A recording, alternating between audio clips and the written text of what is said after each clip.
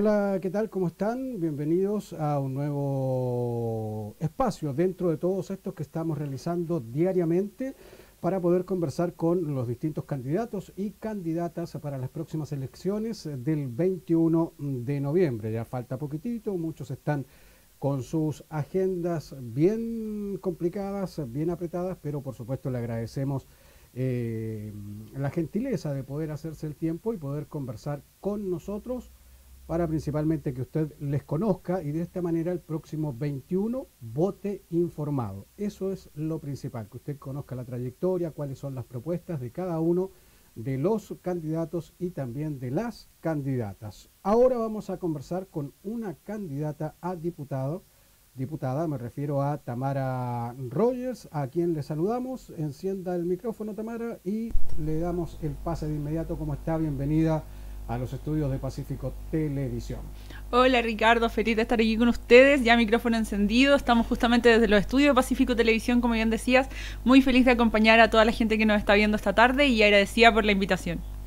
Bien, Tamara, en otras oportunidades hemos tenido el gusto de poder conversar, de estar con usted, dado que no es ya desconocida para mucha gente. Tamara, recordémosle a quienes nos están viendo, a quienes nos ven también a través de nuestro canal local y de nuestros medios asociados, fue candidata a la Convención Constituyente. Antes de ir al pensamiento de Tamara Rogers de lo que está sucediendo con la Convención, vamos a pedirle que nos cuente qué es lo que nos puede hablar sobre ella. ¿Quién es Tamara Rogers y por qué decide en esta instancia postularse al Parlamento? Bueno, yo soy Angelina, soy la mayor de 3 hermanos. Mi madre, al igual que muchas madres de este país, nos sacó adelante solo. Hoy día podemos decir que los 3 somos profesionales y es todo mucho más mérito de ella que mérito nuestro.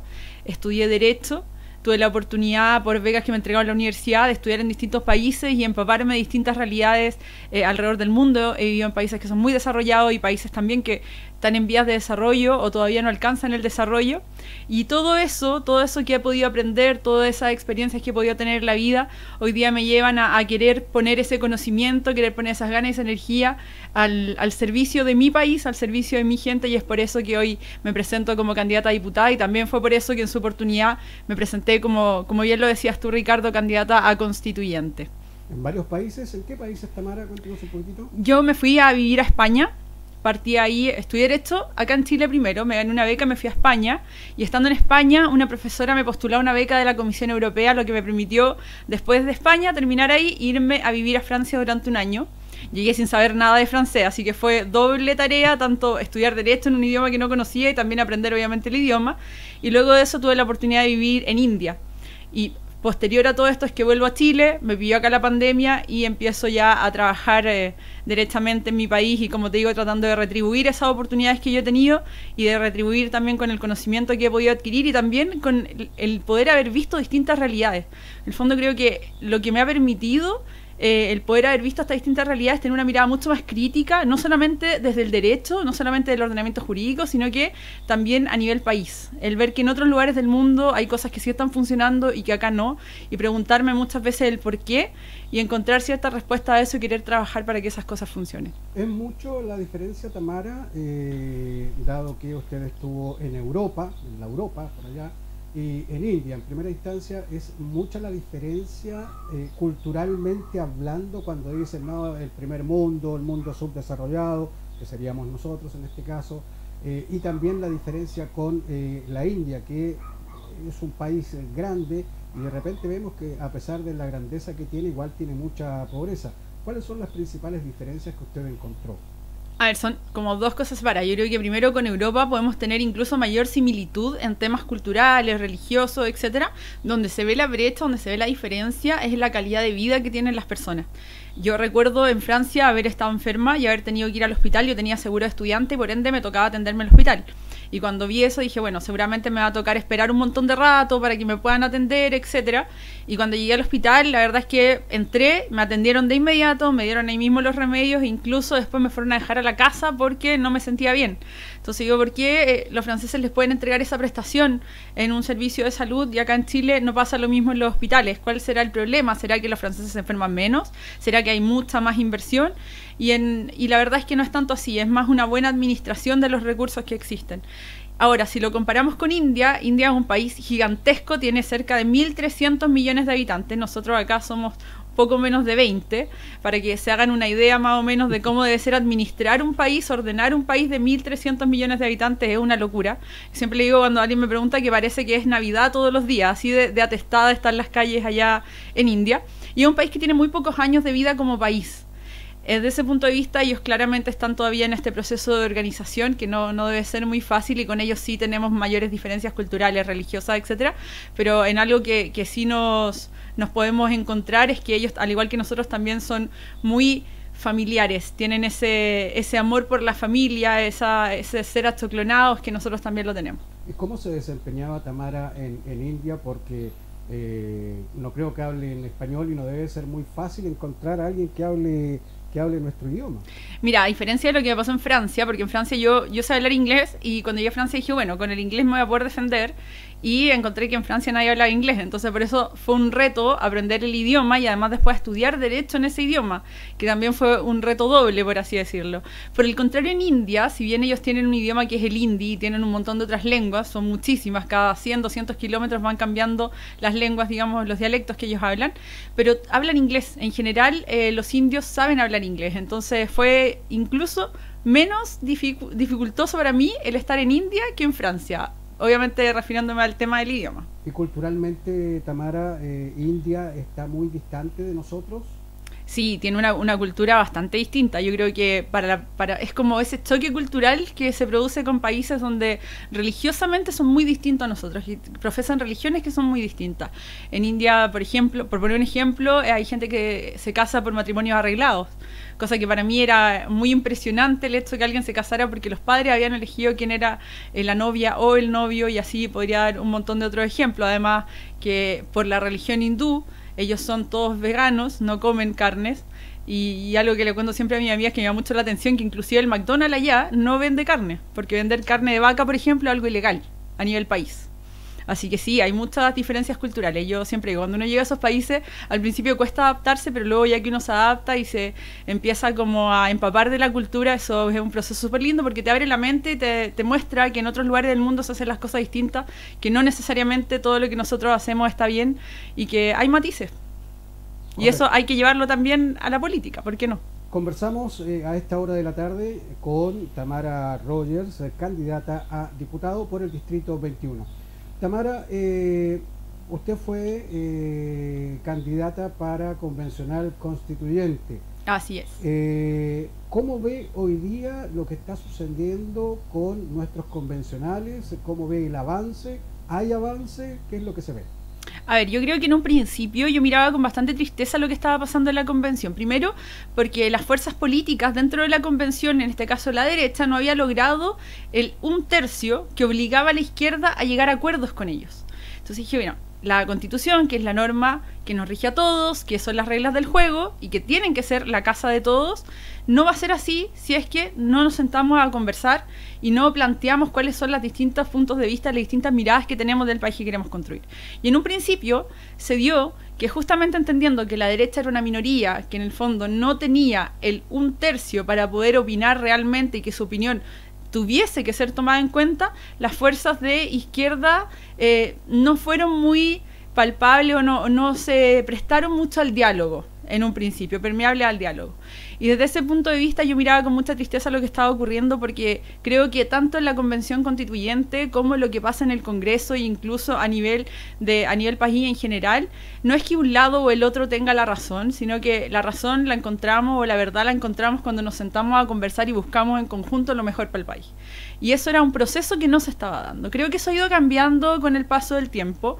Hoy en día ya se terminó de redactar el reglamento y ya estamos en el proceso de redactar la nueva Constitución, y yo espero que de aquí en adelante las noticias que vengan de la Convención Constituyente sean noticias que tengan que ver con el fondo de este Chile que queremos construir y no con que se están subiendo o bajando asignaciones o que algún constituyente mintió o no mintió respecto de alguna enfermedad. o todas esas noticias que en realidad vinieron a desprestigiar el trabajo de la convención. Yo espero que se redacte una buena constitución para Chile y esperaremos ya cuando esté redactada, ojalá todos vayamos a votar en ese plebiscito que va a ser obligatorio, que es el de salida, pero vayamos a votar con conocimiento de causa, habiendo ya entendido de qué se trata esta nueva constitución, comparándola con la anterior y decidiendo cuál va a ser la mejor para el país. Que no haya quedado nadie de su sector. Recordemos que usted va por Chile Podemos. Chile Podemos Más. Chile Podemos ex Más. Chile Vamos. Ex Chile Vamos, dentro de un cupo de la UDI independiente. Así es. Exacto. Entonces, que no haya quedado nadie dentro de estas 7 comisiones que están preparando ya para sentarse a conversar de su sector. ¿Cómo lo ve? Yo insisto, creo que hoy en día sí se está dando ese diálogo. Creo que hoy en día existe, no de la forma que a mí me gustaría, porque insisto, yo soy de la idea que acá no se trata de que la derecha tiene la razón o la izquierda tiene la razón, sino que encontramos eso cuando nos sentamos a conversar. Pero creo que eso ha ido avanzando. En un principio se veía bastante complicado, pero también en conversaciones que hemos tenido con los convencionales constituyentes nos han dicho que desde esa perspectiva se ha ido avanzando, así que yo espero, y mucha gente me ha preguntado, por ejemplo, ¿hay que rechazar de plano la nueva constitución? Y la verdad es que no podemos llamar a rechazar o aprobar algo que todavía no existe. La nueva constitución todavía no está redactada y tenemos que esperar hasta que el proceso culmine, ojalá bajo las reglas, porque sí debería ser, en realidad debería ser bajo las reglas que nosotros se nos plantearon en el momento de ir a votar en el plebiscito de entrada. Esas reglas hoy día están queriendo cambiarlas y ahí es donde yo estoy absolutamente en desacuerdo. O sea, no creo que tenga que haber un plebiscito dirimente, no creo tampoco que se tenga que ampliar el plazo para redactar la nueva constitución, porque todos quienes fuimos a votar en el plebiscito de entrada fuimos a votar con las reglas claras. Y esas reglas se deberían mantener, porque de lo contrario, entonces ¿dónde vamos a poder creer o cómo vamos a poder creer en las instituciones? Tamara, ¿y cómo ve usted el desempeño y el trabajo de los constituyentes representantes de nuestro distrito? Me imagino que tiene que tener algún contacto con ellos, especialmente con Paulina Veloso. En este tiempo, ¿se ha desarrollado en las últimas semanas un trabajo territorial? ¿Ha podido participar usted de estas gestiones? Mira, muy por el contrario de lo que tú mencionabas, he tenido contacto con convencionales constituyentes, pero no han sido los de nuestro distrito. Han sido otros convencionales que son de otros distritos que han venido al nuestro justamente a ver temas tan importantes como lo que está ocurriendo al sur de la provincia de Arauco, que tiene que ver con el terrorismo, que nos reunimos hace pocas semanas con las víctimas del terrorismo. Recordemos que hubo un ataque incendiario también en la comuna de Los Ángeles, en nuestra ciudad. También hubo hace pocos días atrás un ataque incendiario en la Universidad de Concepción. Eso es para que entendamos que el nivel de violencia que existe es altísimo y está escalando. No un nivel que esté encapsulado, un problema que esté encapsulado solamente al sur de la provincia de Arauco. El terrorismo no es un problema de nuestra región o de nuestra provincia de Arauco, es un problema país. Y como así lo han entendido los convencionales constituyentes, así han podido ellos en su semana distrital no solamente ir a sus distritos, sino también venir a nuestro distrito, recorrer nuestras comunas, nuestras provincias, para poder ver, digamos, en vivo qué es lo que está ocurriendo y encontrar las soluciones, porque en esto sí la Constitución tiene mucho que decir. Prontamente ya van a estar sesionando aquí en la región del Biobío. Se comenta que puede ser Laja, que puede ser Los Ángeles, aquí en la provincia. Así que esperemos que llegue eso para poder de alguna u otra manera también ser partícipes de lo que se está escribiendo, de lo que se va a preparar para regir nuestros destinos por los próximos años. Ahora, lo que ahí Ricardo, si más, un segundito, es muy importante señalar y comentarle a la gente que la Convención Constituyente también va a determinar canales de participación ciudadana.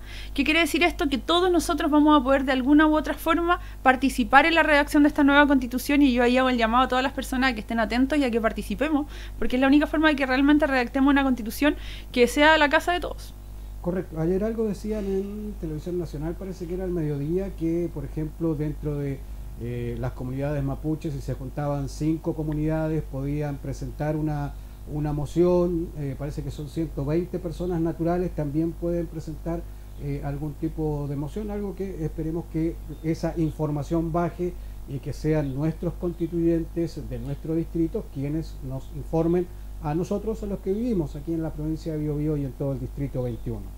Lo que nos convoca, Tamara, distrito 21, lo tiene más que recorrido, me imagino. Le vemos fotos en Cañete, en Leu, en Arauco, en Lota, bueno, y aquí en la provincia de Biobío. ¿Qué es lo que va recogiendo hasta este minuto Tamara Rogers para, llegado el caso, esperemos que sea así, sea electa diputada de la República? Bueno, yo creo que acá un gran punto a favor que tengo es el haber sido candidata a convencional constituyente, porque iban por el mismo distrito. Para que la gente lo sepa, quienes iban como candidatos a convencionales constituyentes van por el mismo territorio que quienes hoy somos candidatos a diputados. De esa perspectiva pude ya en esa campaña recorrer el distrito, conversar con muchísima gente, porque yo soy de la idea de que la política se hace en la calle, de que la única forma de que yo pueda entender lo que necesitan los vecinos de Lota es estando en Lota, la única forma de entender lo que necesitan los vecinos de Negrete, Santa Bárbara, es estando en Negrete y Santa Bárbara, y de esa forma fuimos recogiendo cuáles eran las necesidades de las personas, y muchas veces nos hablaban de temas que tenían que ver con políticas públicas cuando era candidata convencional, y yo les decía, la Constitución no puede resolver eso, la Constitución no tiene que ver con eso, la Constitución son las reglas del juego, pero luego quienes juegan son justamente nuestros parlamentarios, tanto senadores como diputados. De esa perspectiva, hoy en día me encuentro así en una posición como candidata a diputada en el que sí podemos hablar de políticas públicas, en el que sí podemos hablar de legislar, de también fiscalizar y por supuesto de representar, que son las tres grandes tareas que tienen nuestros diputados. De esa perspectiva, nuestro plan, nuestro proyecto, o cuáles son nuestras ideas, no las sacamos de una conversación encerrado en cuatro paredes o de una conversación con la almohada, tampoco se me ocurrieron a mí como una iluminada, sino que justamente fue de recoger cuáles eran las necesidades de nuestra gente, que decidimos cuáles eran los temas que son prioridad de sus mismas bocas, para hoy día tener esos temas como prioritarios en nuestra campaña y que serán los temas prioritarios cuando lleguemos al Congreso. Estamos conversando en el día de hoy con Tamara Rogers, candidata a diputada por el Distrito 21. Ahora, Tamara, ¿cuáles son esas inquietudes que le presenta la gente de Lota, de Cañete, de Curanilahue, de Quilleco, de Antuco, Los Ángeles, que es la urbe más grande dentro de este distrito? ¿Qué es lo que le está planteando la gente? Mira, son problemas que hoy son muy prioritarios, que necesitan una respuesta ya y que por alguna razón no son prioridad en el Congreso. Creo que ese es el gran paraguas en el cual está nuestra candidatura el día de hoy, es poner esos temas que son prioridad para nuestra gente como prioritarios en el Congreso. ¿Qué temas son estos? Bueno, el agua. No tenemos agua. En la provincia del Biobío, de las 14 comunas, 13 se alimentan por camiones de aljibe. Primero, es carísimo alimentar a una comuna o a un sector, una localidad o muchísimas familias por camiones de aljibe. Estamos hablando de casi 13.000 personas solo en la provincia del Biobío. Y ojo, que en la provincia de Arauco y Lota el panorama no es distinto, es exactamente el mismo. Entonces, de esa perspectiva, hoy día tenemos que tomar políticas públicas, tenemos que tomar medidas que aseguren el agua para el consumo humano. No puede ser que existan personas en nuestro distrito que hoy no tienen acceso a un bien tan básico. Piensen ustedes cuando se quedan sin agua en sus casas, por horas, el caos que eso significa. Ahora eso, por favor, elévenlo a familias que tienen agua 2 horas al día por medio y que si el camión no pasó, se quedaron sin agua, que si no van con un bidón a donde la vecina, que vive mucho más lejos que yo, a buscar agua, no tienen cómo lavar la loza. Esas son necesidades primordiales, necesidades donde el Estado tiene que estar. No puede ser que hoy en día haya tanta diferencia también respecto del suministro de agua en zonas urbanas y en zonas rurales, que se alimentan de una forma completamente distinta por nuestra misma legislación. Entonces, de esa perspectiva va a ser un tema prioritario para mí en el Congreso el asegurar el agua potable para el consumo humano. Creo que ese es un tema, si no es el tema más importante, es un tema muy importante de la campaña. Otro tema muy importante tiene que ver con vivienda. Hoy día en nuestro país, cada un campamento que se cierra, se abren 3. Estamos en una crisis de vivienda. Hoy día en nuestra región, la comuna que más campamentos tiene es Lota, que es parte de nuestro distrito. Y no hay una solución. Cada vez adquirir una vivienda, adquirir la casa propia, es un sueño que se encuentra más lejano, no solamente porque han subido las tasas de interés, sino porque el precio de las viviendas ha aumentado. Y también es porque pagamos viviendas en UF. Nosotros seguimos pagando los créditos hipotecarios en UF, cuando deberíamos pagarlo en nominativo, como en el resto del mundo. Porque así, la variación que tiene el dinero la soporta tanto el banco como la persona que está pagando el dividendo, y no solo la persona que está pagando el dividendo. Y esta dificultad de adquirir vivienda hace que la única forma para muchas personas en nuestro país, para muchas familias, de adquirir una vivienda sea por medio de un subsidio. Entonces las personas que postulan a subsidio ha aumentado. ¿Y eso qué quiere decir? Que hay menos personas que postularon y se ganaron ese subsidio.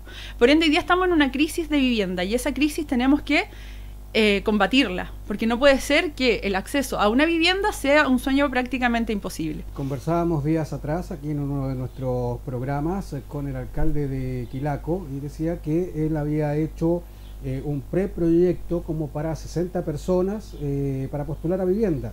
Hizo una inscripción pública y le llegaron más de 200 personas. Así es. La necesidad de vivienda en nuestra provincia es inmensa y en muchas comunas hace muchos años que no se gestionan proyectos de viviendas. ¿A qué se deberá? Bueno, ahí las autoridades serán las que tienen que responder a eso.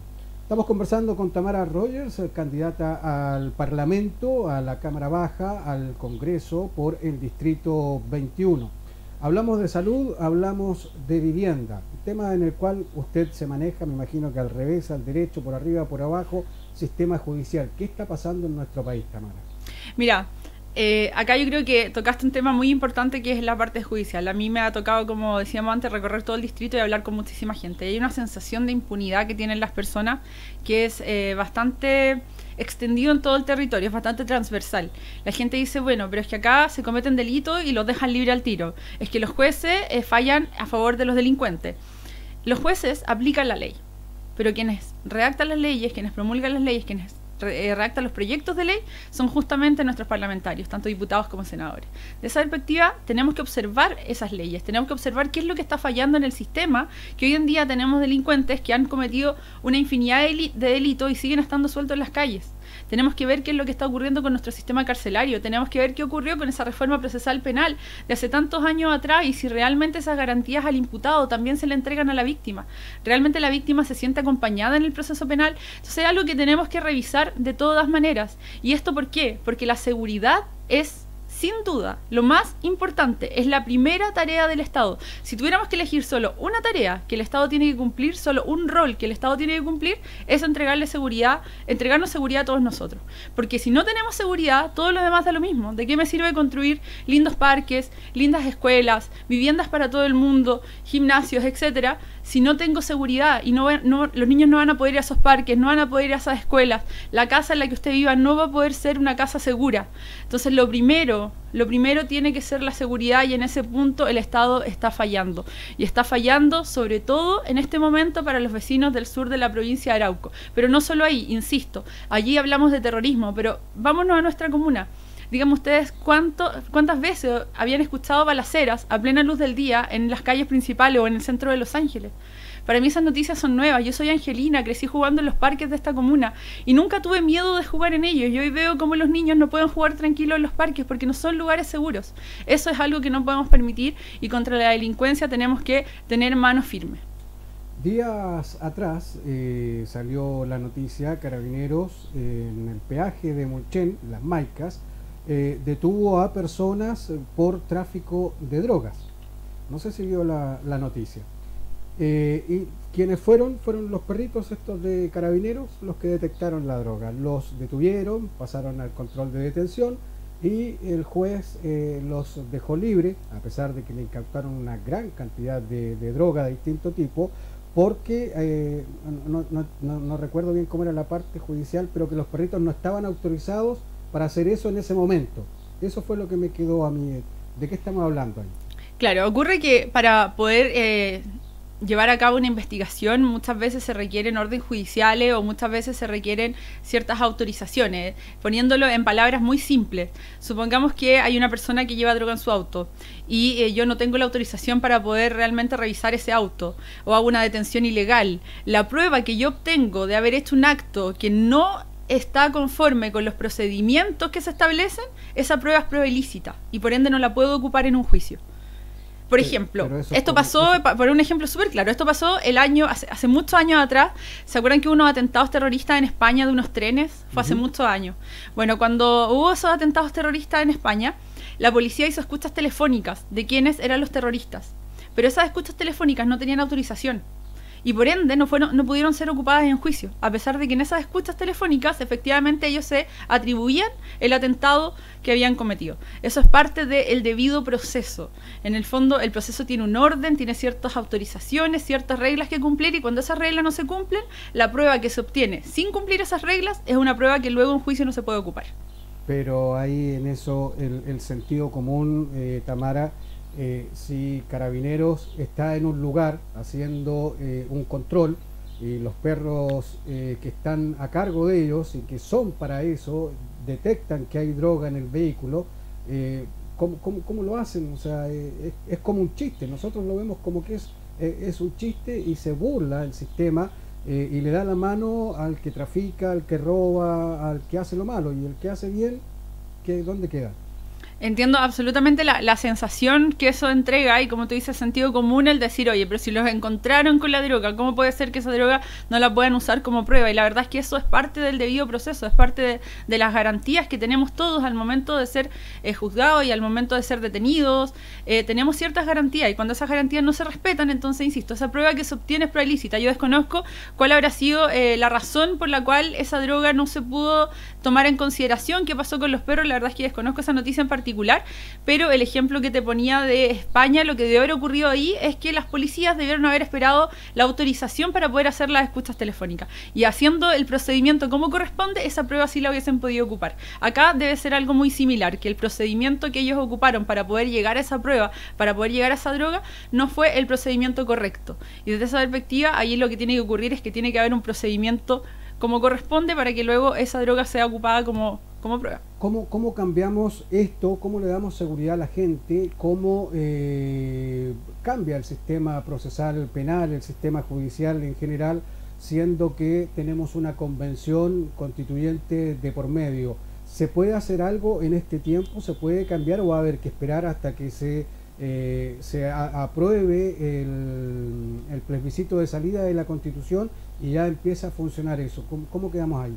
Bueno, la verdad es que nada de nuestro ordenamiento jurídico está congelado por el hecho de que existe una convención constituyente que hoy día está redactando una nueva constitución, porque sigue en plena vigencia la constitución de 1980, que ha sufrido muchísimas modificaciones, pero sigue siendo vigente esa constitución. Nuestro parlamento sigue funcionando, tanto la Cámara de Diputados como la Cámara del Senado. La figura del presidente, que puede presentar proyectos de ley por medio del mensaje presidencial, también sigue funcionando de esa forma. No es que estemos como en una sensación de que ahora estamos congelados hasta que terminen de redactar la nueva constitución. No es así. De esa perspectiva, cualquier reforma que se quiera hacer hoy en día, tanto al sistema procesal penal o cualquier otro, es algo absolutamente posible. Yo creo que, en mi opinión, lo que se debe ocurrir ahí es que efectivamente la reforma procesal penal era algo muy necesario, en el sentido de que antes los procesos eran muy largos y eran procesos que no eran orales. Entonces, además, se vulneraba muchísimo tanto a víctima como a quien resultaba ser imputado. Hoy en día tenemos procesos orales que acortaron muchísimo los procedimientos, que entregan mayores garantías, pero creo que esas garantías no deben solo mirar, en este caso, al imputado, sino que sobre todo mirar a la víctima. Y en ese sentido, el proceso la reforma y las leyes actuales no han logrado su fin último, que es que también la víctima se sienta acompañada y que todos podamos sentir que las instituciones funcionan, y que en caso que seamos, Dios no lo quiera, víctima de algún delito, bueno, vamos a tener un Estado atrás de nosotros que va a perseguir a quien cometió ese delito y va a reparar ese daño que se le ha hecho a la sociedad. Estamos conversando gratamente con Tamara Rogers, candidata al Parlamento, candidata a diputada por el Distrito 21, lo que es la provincia de Biobío, la provincia de Arauco y también la comuna de Lota. Un distrito realmente pa' loco. Nada que decir ahí, ya lo hemos conversado en otras oportunidades. Tamara, querer aspirar a ser parlamentaria, querer ser diputada, me imagino que usted en algún momento analizó. ¿Y cómo ve cuando hay proyectos de ley que llevan 5, 10, 15 años y que no avanzan? Conversábamos el otro día aquí en el programa Socialmente Hablando de Paola Ortiz con las dirigentes nacionales del TEA, del autismo, ¿ya?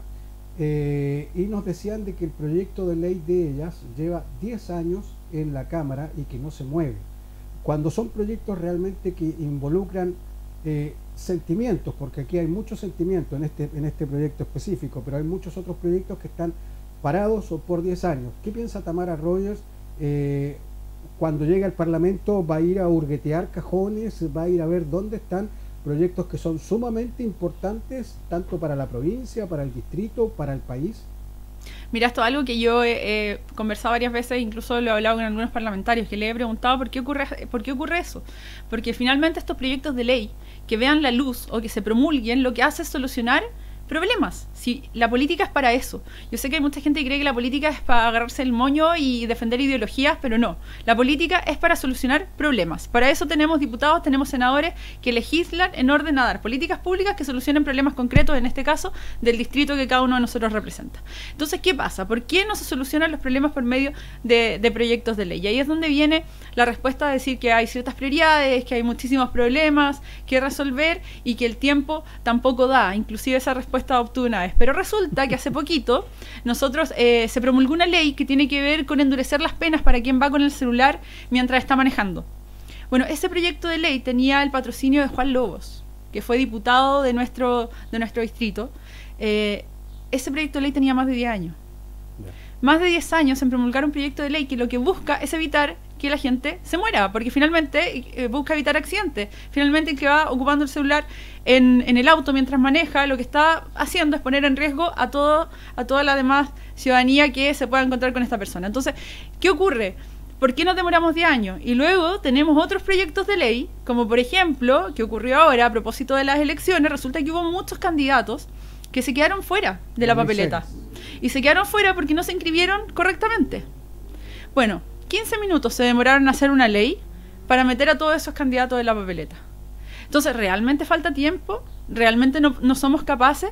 10 años para evitar muertes y evitar accidentes versus 15 minutos para meter candidatos en la papeleta. Creo que eso es intolerable, creo que no puede ocurrir, creo que al Congreso hay que ir a trabajar, creo que lo que falta no es tiempo, creo que lo que falta no son millones y millones en recursos, lo que falta es coraje, compromiso y trabajo. Y en eso no hay que perderse. De lo que decía usted, es la ley Celis que salió en forma express, en 24 horas pasó diputados, pasó senadores. Yo no sé al final si salió o no, desconozco. Ahora, hay muchas leyes que andan dando vuelta o que están estancadas ahí y que no sabemos qué es lo que sucede con ellas. ¿Hay alguna forma de que usted en algún momento pueda pedir de que se vuelvan a esas leyes? ¿Existe esa facultad de poder volver a analizar, de poder volver a ponerlas en tabla y de alguna u otra forma destrabarlas y que ya sean efectivas? Porque la ley se supone que es para algo positivo y algo bueno para el resto de la comunidad.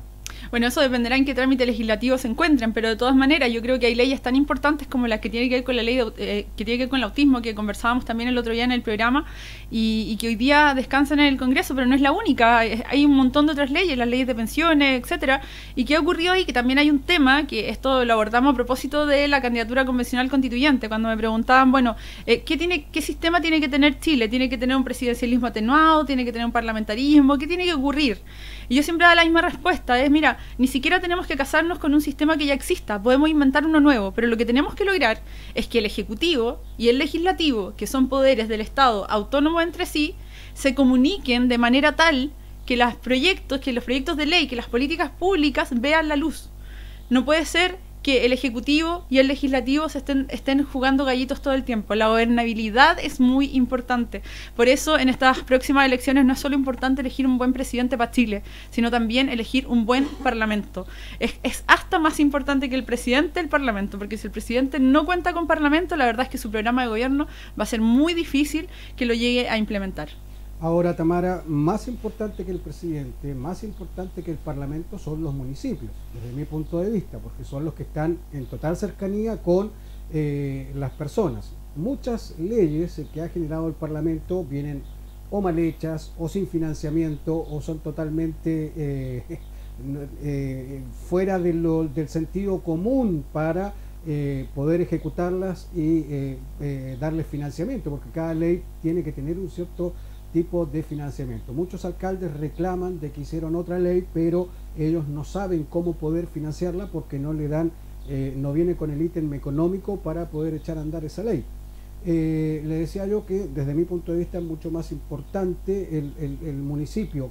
¿Qué ha podido recoger Tamara Rogers, candidata a diputado, para ir en directo beneficio de las municipalidades, independientemente del alcalde que esté en ejercicio de alguna comuna en sí? No sé si me entiende. Y de alguna u otra forma también poder darle mayor facultades a los concejales, porque si bien sus facultades están estipuladas en la ley, pero por ejemplo en muchas comunas hemos visto de que ellos quieren ingresar a un colegio, por ejemplo, a fiscalizar, a ejercer su rol, pero no tienen la autorización correspondiente, o a corralones municipales y tampoco lo pueden hacer. ¿Cómo mejoramos el sistema municipal desde el Parlamento? Mira, respecto a este tema hay varios puntos. Yo soy bien fanática de la figura del concejal. ¿Por qué tan fanática de la figura del concejal? Porque hoy en día quien eleva las necesidades primarias de la gente, la necesidad del barrio, de la junta de vecinos, al municipio, es justamente la figura del concejal. Que no solamente tiene ese rol, ojo, que tiene un rol fiscalizador muy importante y que no sé si se cumple a cabalidad. De esa perspectiva yo creo que coincido absolutamente en la importancia que tienen los municipios, y hay varios temas que tenemos que sacar en limpio. El primer término tiene que ver con la ley de regionalización.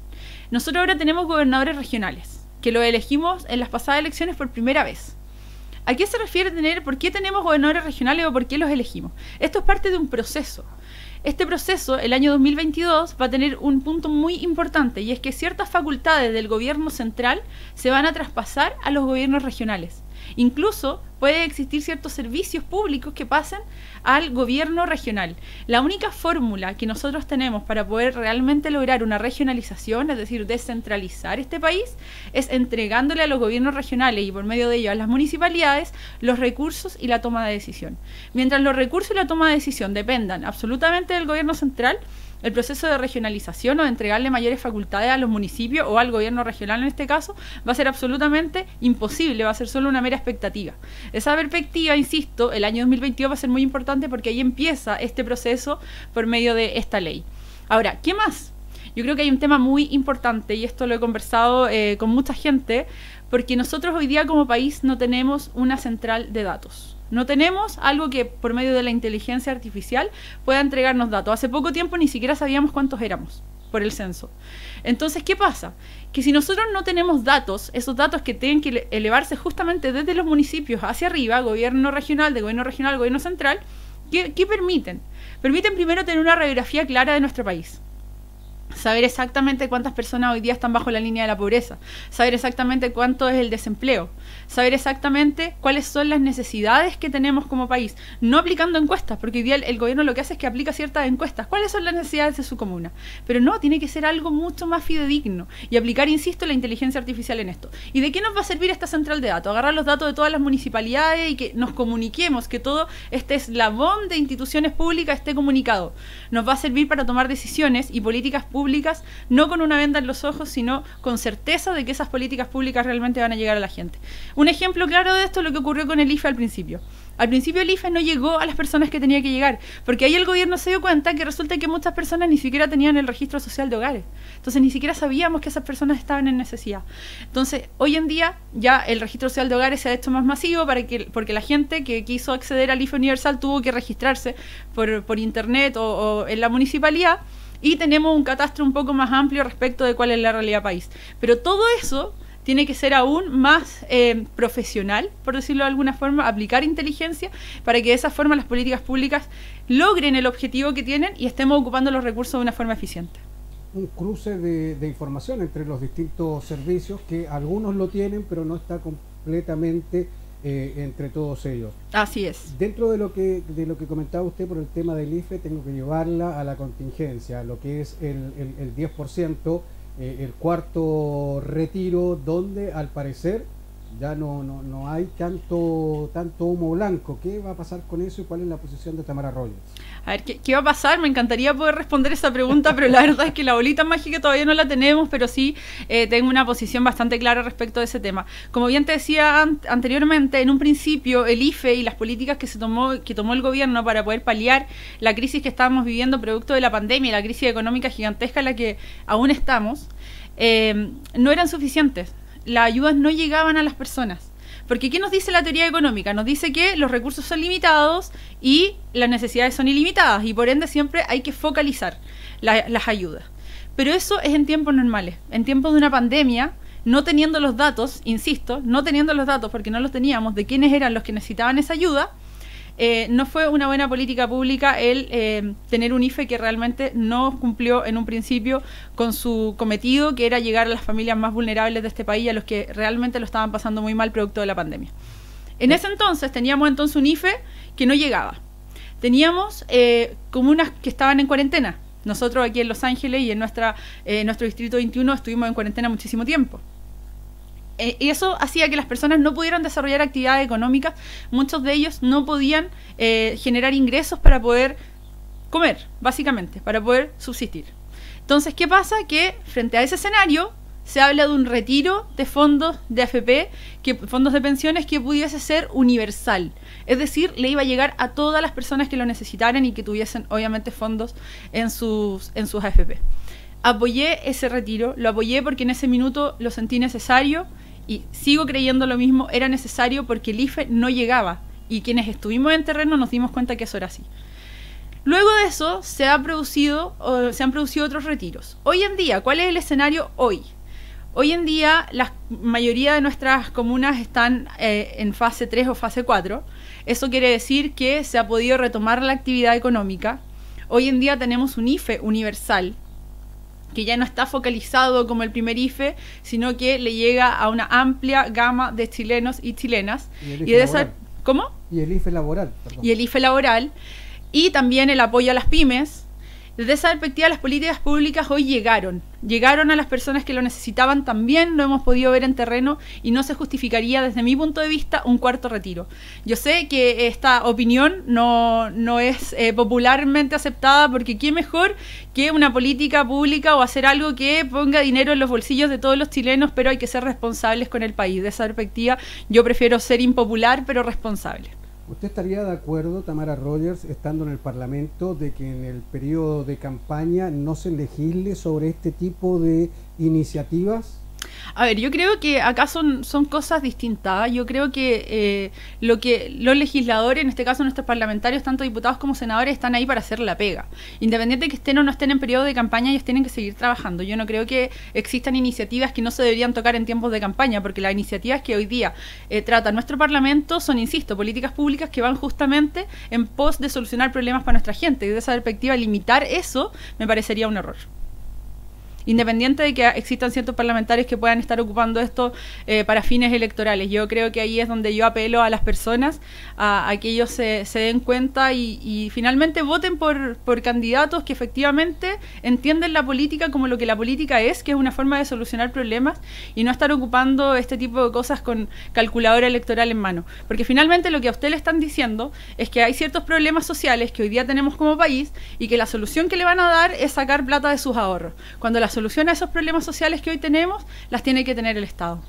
O de última que digan de una vez si es sí o si es no, pero que no nos tengan en el limbo, sobre todo cuando hay mucho pyme que está esperando o estamos esperando de alguna u otra manera este cuarto retiro para poder seguir subsistiendo, para poder seguir manteniéndonos o funcionando, y estamos ahí, que sí, que no, un día sí, un día no, está bien complejo este panorama. Y eso es muy importante, y lo que tú mencionabas, Ricardo, que hay muchas personas, muchas pymes que están esperando el cuarto retiro, que es plata de sus ahorros, para poder, en el fondo, apalear la crisis que nos tiene esta pandemia. Insisto, esa crisis no deberíamos apalearla con nuestro dinero que tenemos ahorrado para la vejez, sino que el Estado el que tiene que tomar políticas públicas y tomar parte del presupuesto de la nación para justamente este tipo de crisis que claramente no podíamos prever hace 2 años atrás, pero ya llevamos 2 años en pandemia y creo que las políticas públicas ya pueden prever lo que va a ocurrir.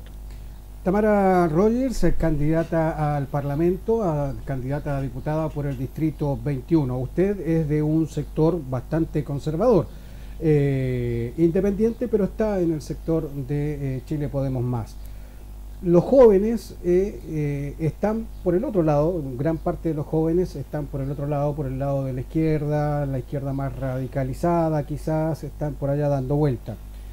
¿Qué le podría decir Tamara Rogers, joven, a los jóvenes que tienen que tomar la decisión el próximo 21 de noviembre? ¿De qué manera usted puede atraer a los jóvenes a su sector a que voten por Tamara Rogers? Mira, yo creo que, bueno, en primer término aclarar, porque esto es una pregunta que me hacen harto, ¿cómo puede ser independiente e ir en la lista de Chile Podemos Más? La verdad es que el título de independiente, para quienes hoy día somos candidatos, lo que dice es que esta persona, en mi caso, por ejemplo, no milito en ningún partido político. Eso es un independiente. Pero eso no quiere decir que vayamos en listas independientes, porque de hecho no hay listas de independientes para esta elección, por lo menos en nuestro distrito, y yo voy con un cupo de la Unión Demócrata Independiente. Dicho eso, mis ideas son de derecha. Yo creo en la libertad de las personas, creo en que todos podamos desarrollar nuestro proyecto de vida de acuerdo a nuestras preferencias. Y para eso, el Estado nos tiene que dar las condiciones para que nosotros podamos desarrollarlo. ¿Qué le podría decir a los jóvenes? Bueno, yo estoy trabajando con puros jóvenes. Mi equipo son puros jóvenes. De hecho, soy la mayor de mi equipo. Por eso te digo todo. Yo tengo 31 años y soy la mayor de mi equipo. ¿Y por qué se han sumado tantos jóvenes? Porque han entendido que hoy en día lo que tenemos que hacer es aportar de alguna forma a lo que está ocurriendo en nuestro país. Tenemos que no solamente preocuparnos, sino también ocuparnos. Dicen que los jóvenes van a ser los líderes del mañana y yo estoy convencidísima que los jóvenes son los líderes de hoy.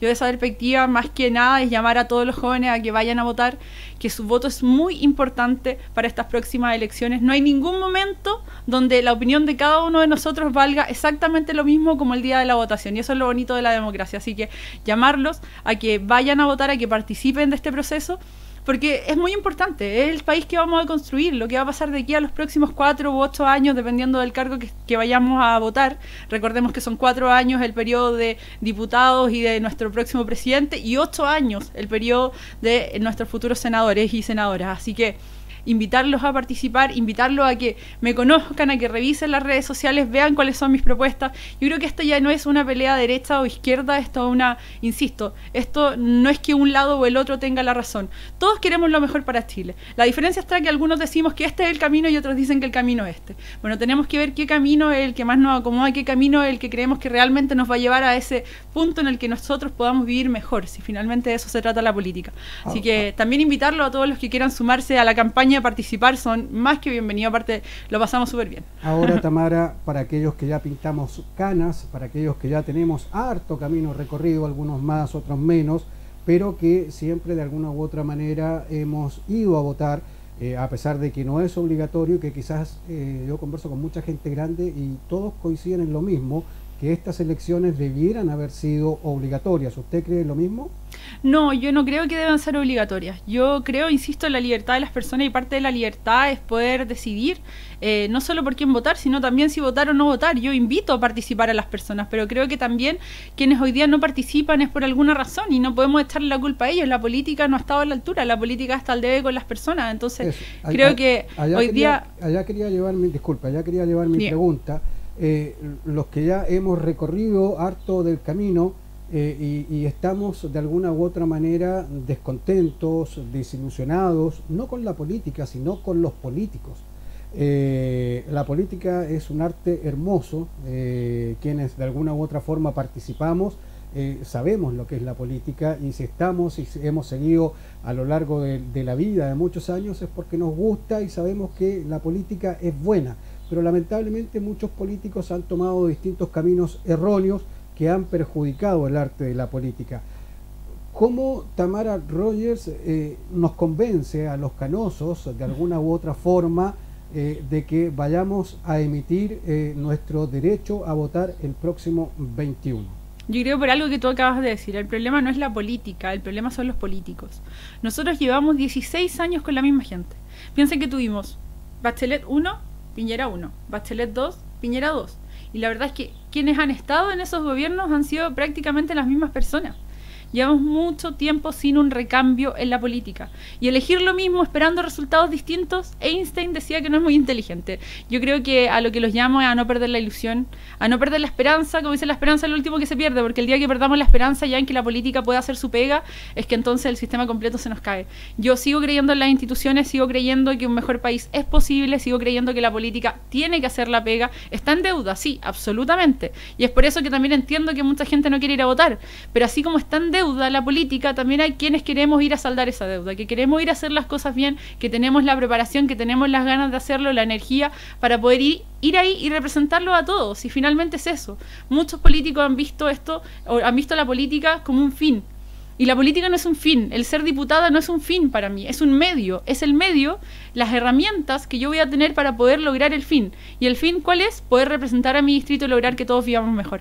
Así que yo los invito a participar. En ese fin, Tamara, cuando comenzó esto del estallido social en octubre del 2019, ¿sí?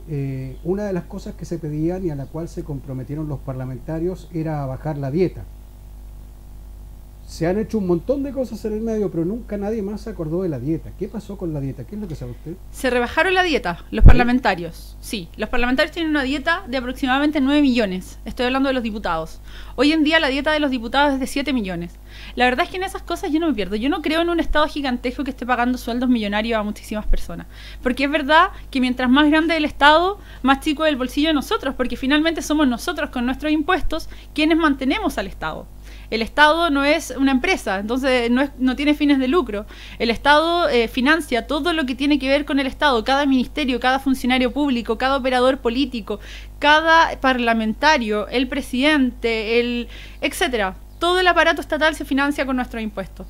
Yo creo que un punto muy relevante que tenemos que hacer, además de terminar con la corrupción, es justamente que los recursos que hoy tenemos se inviertan de una mejor manera. Y si eso tiene que ver con rebajar los sueldos de quienes hoy día nos representan, bueno, así tendrá que ser. ¿Qué tiene? Me quedan los últimos minutitos, pero quiero preguntarle, quiero a la vez ya extenderle una invitación para un próximo capítulo, porque nos queda mucho que conversar. Tamara habla rápido y fluye la conversación, entonces van muchas cosas, pero nos queda mucho todavía. Oye, si me han dicho que hablo muy rápido, pido disculpas, les juro que estoy tratando de hablar más lento, pero que se entiende. Todo lo que pienso y digo se entiende, ¿no? Sí, se entiende. Espero que sí, espero ser clara y tratar de que la gente pueda entender el mensaje, que eso es lo más importante. Tamara, cortito, estamos en un proceso, de alguna u otra forma lo tocamos anteriormente, con el clima, con el cambio climático. ¿Qué es lo que tiene Tamara Rogers dentro de su parrilla programática para la sostenibilidad de la ecología? A ver, yo creo que acá el mensaje es muy claro. El desarrollo y el progreso son necesarios. Que la economía suba, que tengamos una buena economía como país es necesario, que el Producto Interno Bruto suba es necesario. Pero esas inversiones, ese progreso, tiene que tener apellido y tiene que ser sustentable, porque si no, no es progreso. Así de simple. No podemos pensar en un progreso que sea de otra forma. Hoy en día aún hay personas que dicen que el cambio climático no es algo real, que no es algo de lo que nos debamos preocupar. Bueno, el hecho de que no tengamos agua en nuestro país es una clara muestra de eso. 75% del territorio chileno hoy tiene sequía. Hoy, ¿qué va a pasar de aquí en los próximos 5 o 10 años más? Hoy ya es un problema. Entonces acá tenemos que tener políticas públicas hoy que cambien la forma en la que nos relacionamos con el medio ambiente. Insisto, si el progreso, si la inversión no tiene el apellido de sustentable, de sostenible en el tiempo, entonces no es posible. ¿Va a apoyar, Tamara, o está apoyando, desconozco ahí, a la gente de los parques eólicos, la gente del Ciruelo y de todas las otras comunidades, y también a la gente que está luchando por o en contra de la central Rucalhue? Si bien es necesario, pero la provincia de Biobío ya pasó a ser una zona de sacrificio. ¿Cómo lo ve Tamara Rogers? Yo creo que hay zonas en las que ya de plano no se puede seguir invirtiendo en ese sentido, como lo que está pasando en Alto Biobío. Ahora, con respecto a los parques eólicos, el otro día hablaba con una señora que vive en una comunidad acá cerca de una locación acá en Los Ángeles, y me decía: señorita, estamos todos con problemas a los oídos, estamos todos con problemas de salud producto de este parque eólico que se instaló muy cerca de nuestros hogares. La verdad es que es un tema que hay que estudiar en profundidad. Yo no soy experta en materia de parques eólicos, pero ya lo estoy estudiando, porque insisto, o sea, da lo mismo si se daña a una persona o se daña a una ciudad entera. Ninguna inversión tiene que dañar a las comunidades, tiene que dañar a las personas, sino muy por el contrario. Tienen que ser para que progresemos y para que nos traigan buenos frutos a todos. Y de esa perspectiva, de repente lo que falta es invertir tal vez un poco más para no causar esa problemática, pero esa inversión en un poco más va a tener que ser necesaria y obligatoria para las empresas.